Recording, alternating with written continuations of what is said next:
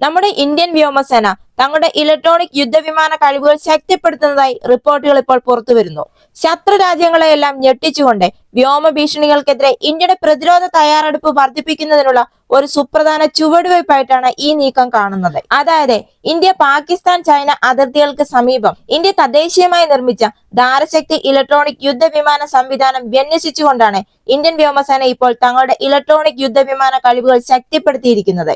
വ്യോമ ഭീഷണികൾക്കെതിരെ ഇന്ത്യയുടെ പ്രതിരോധ തയ്യാറെടുപ്പ് വർദ്ധിപ്പിക്കുന്നതിനുള്ള ഒരു സുപ്രധാന ചുവടുവയ്പായിട്ടാണ് ഈ നീക്കം കാണുന്നത്. പുറത്തുവരുന്ന റിപ്പോർട്ടുകൾ പ്രകാരം ഇസ്രായേലിന്റെ സ്കോർപിയസ് ജി സിസ്റ്റത്തെക്കാൾ വളരെയധികം ഫലപ്രദമാണ് ഇന്ത്യയുടെ ധാരശക്തി. Airborne early warning and control systems, fighter aircraft റഡാറുകൾ, സിന്തറ്റിക് അപ്പർച്ചർ റഡാർ എന്നിവയുൾപ്പെടെ ശത്രുവിന്റെ വിവിധ ഇലക്ട്രോണിക് ആസ്തികളെ തടസ്സപ്പെടുത്താൻ ഈ നൂതന ഗ്രൗണ്ട് അധിഷ്ഠിത സംവിധാനത്തിന് കഴിയും. ഇതുകൂടാതെ എൻക്രിപ്റ്റ് ചെയ്ത ആശയവിനിമയ നാവിഗേഷൻ സംവിധാനങ്ങളെയും ഇത് തടസ്സപ്പെടുത്തും.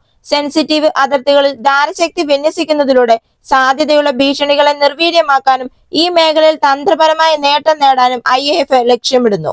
ഇന്ത്യ കൂടുതൽ സങ്കീർണമായ സുരക്ഷാ വെല്ലുവിളികൾ നേരിടുന്ന ഈ നിർണായക സമയത്താണ് ഈ വിന്യാസം. നമുക്കറിയാം, ആധുനിക പോരാട്ടങ്ങളിൽ ഇലക്ട്രോണിക് യുദ്ധവിമാനങ്ങൾ നിർണായകമായ പങ്ക് വഹിക്കുന്നുണ്ട്. കൂടാതെ ധാരശക്തി സംവിധാനത്തിന്റെ ആമുഖം ഇന്ത്യയുടെ നൂതന പ്രതിരോധ സാങ്കേതിക വിദ്യകളിൽ സ്വയം പര്യാപ്തത കൈവരിക്കുന്നതിലെ ഒരു സുപ്രധാന ചുവടുവയ്പ് കൂടിയാണ്. തദ്ദേശീയ പ്രതിരോധ ഉൽപാദനത്തിൽ ഇന്ത്യ ശ്രദ്ധ കേന്ദ്രീകരിക്കുന്നതിന് അനുസൃതമായാണ് ധാരശക്തിയുടെ വികസനം. വിദേശ സംവിധാനങ്ങളെ ആശ്രയിക്കുന്നത് കുറയ്ക്കുന്നതിലൂടെ ഇന്ത്യ അതിന്റെ പ്രതിരോധ ശേഷി ശക്തിപ്പെടുത്താനും തന്ത്രപരമായ സ്വയംഭരണം ഉറപ്പാക്കാനുമാണ് ലക്ഷ്യമിടുന്നത്. ധാരശക്തിയുടെ വിന്യാസം ഇന്ത്യയുടെ ഇലക്ട്രോണിക് യുദ്ധശേഷികളെ ഗണ്യമായി ശക്തിപ്പെടുത്തുമെന്നതിൽ യാതൊരു സംശയവുമില്ല.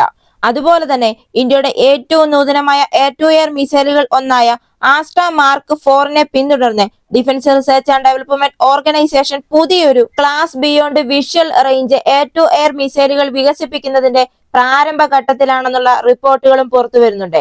ഇന്ത്യൻ വ്യോമസേനയുടെ കഴിവുകളെ പുതിയ ഉയരങ്ങളിലേക്ക് എത്തിക്കുന്ന അത്യാധുനിക സാങ്കേതിക വിദ്യകളിൽ ശ്രദ്ധ കേന്ദ്രീകരിക്കുന്ന ഒരു വികസനമായിരിക്കും ഇത്. ഇതിന്റെ ഏറ്റവും വലിയൊരു പ്രത്യേകതയാണ്, അതായത് ഈ അടുത്ത തലമുറ BVR-AM-നായി പരിഗണിക്കപ്പെടുന്ന വിവിധ സാങ്കേതിക വിദ്യകളിൽ ട്രിപ്പിൾ പൾസ് സോളിഡ് മോട്ടാർ ഉൾപ്പെടുന്നു.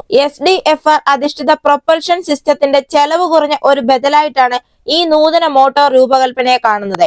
അതായത് വളരെ താങ്ങാവുന്ന രീതിയിൽ ആസ്ട്ര മാർക്ക് 3യുടെ അതേ ശ്രേണിയും പ്രകടനവും നൽകാനാണ് ഈ ട്രിപ്പിൾ പൾസ് സോളിഡ് മോട്ടോർ ലക്ഷ്യമിടുന്നത്. ഈ ട്രിപ്പിൾ പൾസ് സോളിഡ് മോട്ടോർ എങ്ങനെ പ്രവർത്തിക്കുന്നു എന്ന് നോക്കുകയാണെങ്കിൽ, ഇത് 3 ഭാഗങ്ങളായി അല്ലെങ്കിൽ പൾസുകളായി വിഭജിക്കപ്പെട്ട ഒരു റോക്കറ്റ് മോട്ടോറായി ഉൾപ്പെടുന്നു.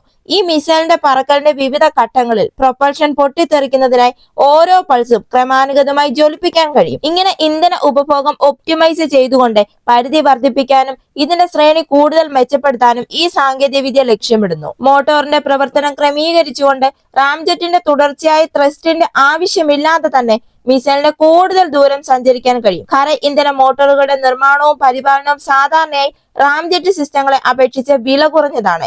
ഇത് സ്കെയിലിംഗ് ഉൽപാദനത്തിന് ആകർഷകമായ ഒരു ഓപ്ഷനാക്കി മാറ്റുന്നു. ഇങ്ങനെ പ്രൊപ്പൽഷൻ നിയന്ത്രിക്കുന്നതിലൂടെ വ്യത്യസ്തമായിട്ടുള്ള ആകാശ പോരാട്ട സാഹചര്യങ്ങളിൽ തന്ത്രപരമായ നേട്ടങ്ങൾ നേടാൻ സാധിക്കുന്നു. ഇങ്ങനെ ഇതുവഴി ഇതിന്റെ വേഗത മാറ്റുന്നതിന് പാത ക്രമീകരിക്കാനും സാധിക്കും. ഇതുമൂലം ചെലവ് ഗണ്യമായി വർദ്ധിപ്പിക്കാതെ തന്നെ ഉയർന്ന ശേഷിയിലുള്ള ഒരു മിസൈൽ സംവിധാനം വാഗ്ദാനം ചെയ്യാൻ കഴിയും. ഇത് നമ്മുടെ ഇന്ത്യയുടെ DRDOയ്ക്കും IAFനും ആകർഷകമായ ഒരു ഓപ്ഷൻ ആകുന്നു.